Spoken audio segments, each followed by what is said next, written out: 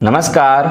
इस वीडियो में आज गुरुवार की पौराणिक व्रत की कथा को सुनेंगे, जिसे बृहस्पतिवार व्रत की कथा भी कहते हैं। गुरुवार व्रत करने से बृहस्पति देवता प्रसन्न होते हैं। यह व्रत अत्यंत फलदायी है। अग्नि पुराण के अनुसार अनुराधा नक्षत्र युक्त गुरुवार से आरंभ करके 7 गुरुवार व्रत करने से बृहस्पति ग्रह की हर पीड़ा से मुक्ति मिलती है। बृहस्पतिवार व्रत की कथा जो इस प्रकार से है। प्राचीन समय की बात है, एक नगर में एक बड़ा व्यापारी रहता था। वह जहाजों में माल लदवा कर दूसरे देशों में भेजा करता था। वह जिस प्रकार अधिक धन कमाता था, उसी प्रकार जी खोल कर दान भी करता था। परंतु उसकी पत्नी अत्यंत कंजूस थी। वह किसी को एक दमड़ी भी नहीं देना चाहती थी। एक बार सेठ जब दूसरे देश व्यापार करने गया तो पीछे से बृहस्पति देव ने साधु वेश में उसकी पत्नी से भिक्षा मांगी। व्यापारी की पत्नी बृहस्पति देव से बोली कि हे साधु महाराज, मैं इस दान और पुण्य से तंग आ चुकी हूँ। आप कोई ऐसा उपाय बताएं जिससे मेरा सारा धन नष्ट हो जाए और मैं आराम से रह सकूं। मैं यह धन लुटता हुआ नहीं देख सकती। बृहस्पति देव ने कहा कि हे देवी, तुम बड़ी विचित्र हो। संतान और धन से कोई दुखी कैसे होता है? अगर अधिक धन है तो इसे शुभ कार्यों में लगाओ। कुंवारी कन्याओं का विवाह कराओ, विद्यालय और बाग बगीचों का निर्माण कराओ।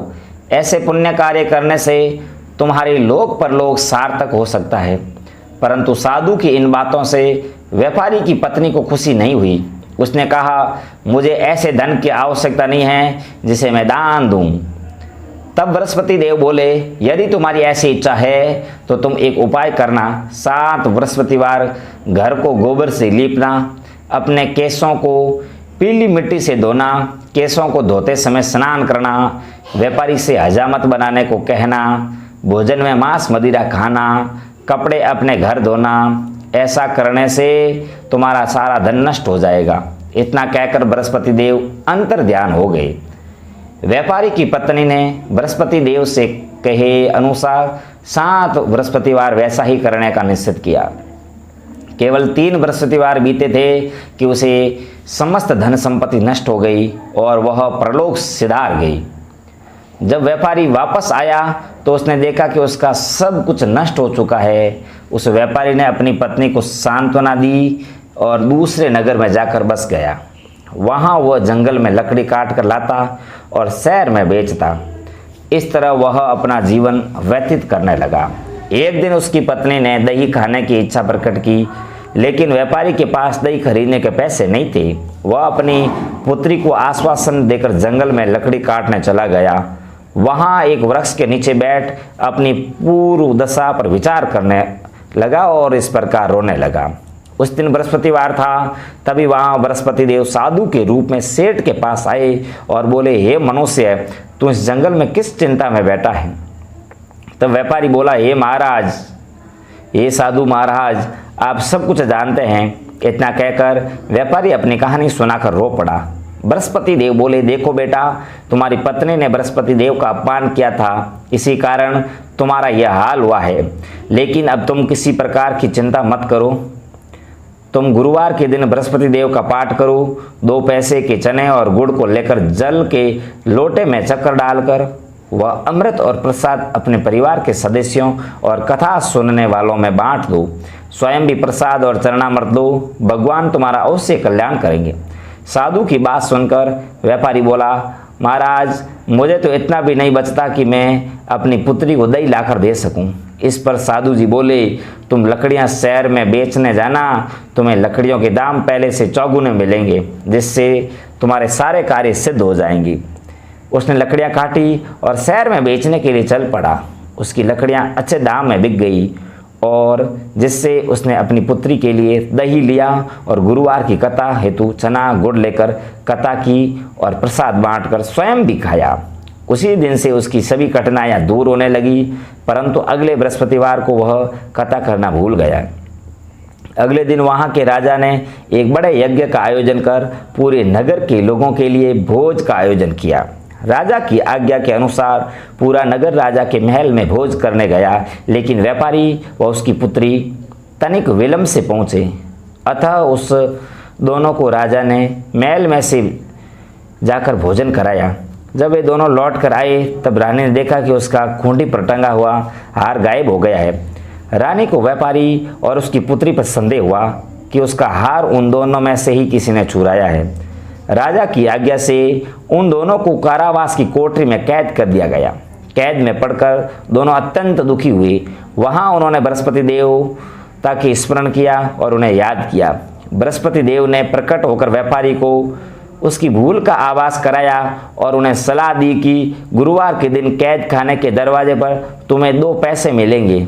उनसे तुम चने और मक्का मंगवाकर विधि पूर्वक बृहस्पति देवता का पूजन करना। तुम्हारे सब कष्ट दूर हो जाएंगे, सब दुख दूर हो जाएंगे। बृहस्पति देव के कैद खाने के द्वार पर उन्होंने 2 पैसे मिले। बाहर सड़क पर एक स्त्री जा रही थी। व्यापारी ने उसे बुलाकर गुड़ और चने लाने के लिए कहा। इस पर वह स्त्री बोली, मैं अपनी बहू के लिए गहने लेने जा रही हूँ, मेरे पास समय नहीं है। इतना कहकर वह चली गई। थोड़ी देर बाद वहाँ से एक और स्त्री निकली। व्यापारी ने उसे बुलाकर कहा कि हे बहन, मुझे बृहस्पतिवार की कथा करनी है, तुम मुझे 2 पैसे का गुड़ चना लाकर दे दो। बृहस्पति देव का नाम सुनकर वह स्त्री बोली, भाई मैं तुम्हें अभी गुड़ चना लाकर देती हूँ। मेरा इकलौता पुत्र मर गया है, मैं उसके लिए कफन लेने जा रही थी, लेकिन मैं पहले तुम्हारा काम करूँगी, उसके बाद अपने पुत्र के लिए कफन लाऊंगी। वह स्त्री बाजार से व्यापारी के लिए गुड़ चना ले आई और स्वयं भी बृहस्पति देव की कथा सुनी। कथा के समाप्त होने पर वह स्त्री कफन लेकर अपने घर गई। घर पर लोग उसके पुत्र की लाश को राम नाम सत्य है कहते हुए शमशान ले जाने की तैयारी कर रहे थे। स्त्री बोली, मुझे अपने लड़के का मुख देखने लेने दो। अपने पुत्र का मुख देखकर उस स्त्री ने उसके मुंह में प्रसाद और चरणामृत डाला और प्रसाद और चरणामृत के प्रभाव से वह उसका पुत्र पुनः जीवित हो गया।